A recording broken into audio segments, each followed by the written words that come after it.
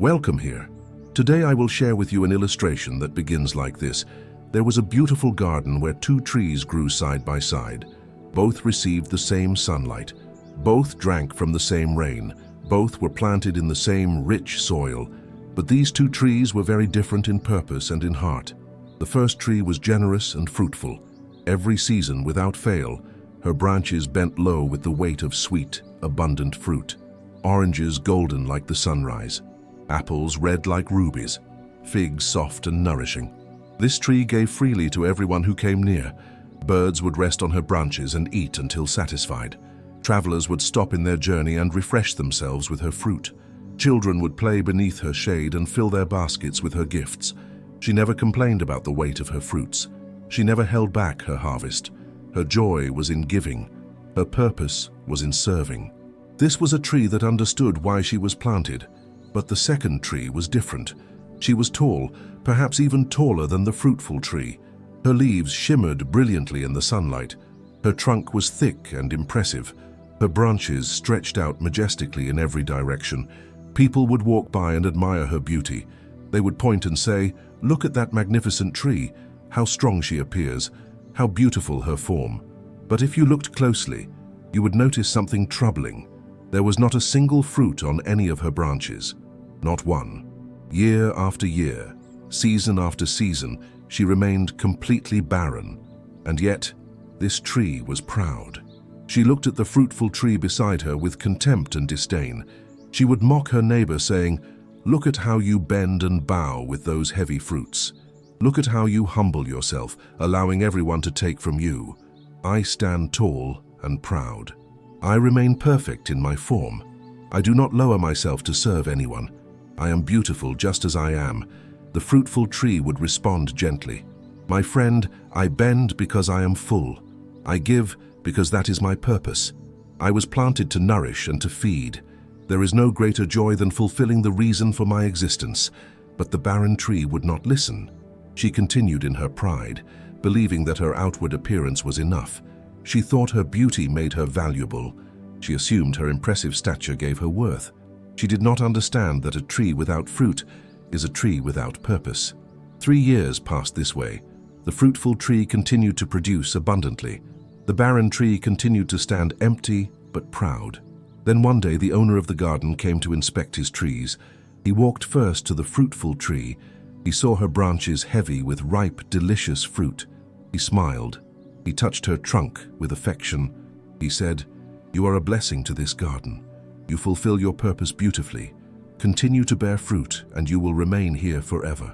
Then he walked to the barren tree. He examined her carefully. He looked at every branch. He searched for even one small fruit, but he found nothing. His face grew sad. He turned to his gardener and said, "For 3 years now I have come looking for fruit from this tree, and I find nothing. Why should it use up the soil? Why should it take up valuable space in my garden? Cut it down, it serves no purpose here." For the first time in her existence, the barren tree felt fear, deep, overwhelming fear. All her pride melted away in an instant. All her arrogance disappeared like morning mist. She realized that her beautiful leaves meant nothing without fruit. Her impressive height meant nothing without purpose. Her strong trunk meant nothing without service. She had wasted everything on vanity. She had spent her entire life focused on how she looked instead of what she gave. And now judgment had come. The gardener began to sharpen his axe. The sound of the blade echoed through the garden. The barren tree trembled. She looked over at the fruitful tree, who stood peacefully secure in her purpose, and the barren tree finally understood. Beauty without purpose is emptiness. Appearance without fruit is worthless. A life focused only on self is a life wasted. Do you understand the depth of this teaching? God does not measure us by our outward appearance. He does not judge us by how impressive we look to others. He does not evaluate us based on how much we talk about our faith or how religious we appear on the surface. He examines our fruit.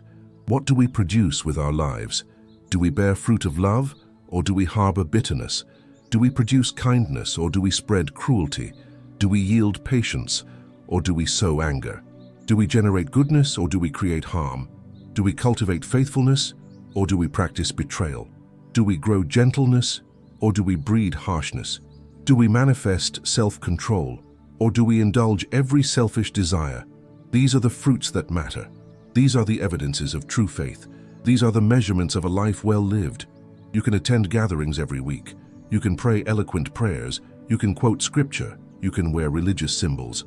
You can appear righteous before everyone.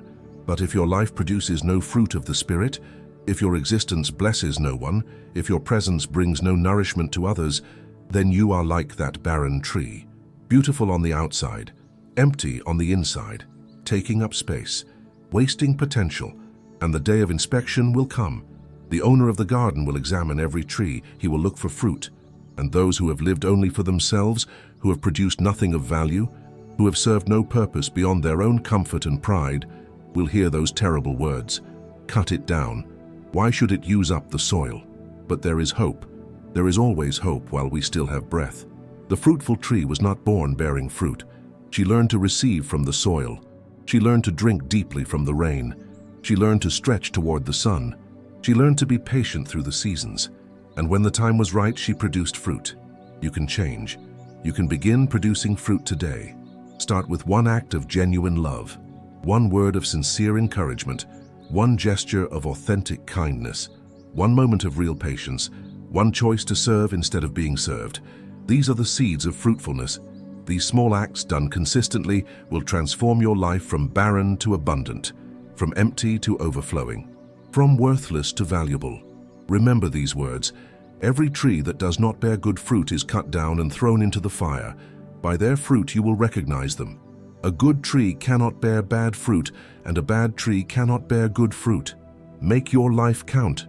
Make your existence meaningful. Do not waste your days on vanity and pride. Do not spend your years focused only on how you appear to others. Bend low with the weight of good fruit. Humble yourself in service. Give freely what you have received. Love without counting the cost. Serve without seeking recognition. Bless others without expecting return. This is the life that pleases the Father. This is the tree that will never be cut down. This is the purpose for which you were planted. Go now and bear much fruit. Let your life nourish the hungry. Let your words refresh the weary.